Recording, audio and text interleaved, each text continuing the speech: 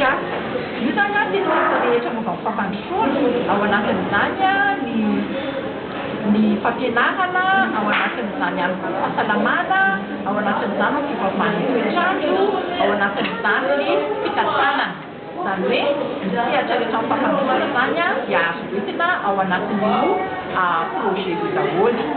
Ny fandray anjara eto a dia miisa 20 amby zato zany a ny olona tonga avy any amin'ny faritra rehetrarehetra eto daholo a ny province Anankely eto Madagasikara.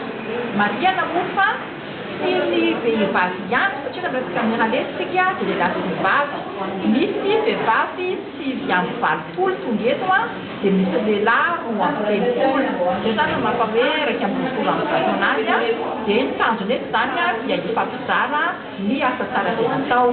Fa ny tanjona faharoa koa dia ahafahantsika mba mankasitraka an'ireo mpitehatra amin'izany resaka hoe ny resaka fampandrosoana izany satria matetika izy ireny dia any ambanivohitra any dia tsy mahita hoe inona ny asa tsara izay atao dia ity fihaonan'ity zany a sehatra anankiray ahafahantsika mankasitraka satria misy moa zany a misy forfait izay hozaraina raha vita fa rehefa vita zany a ny fananana.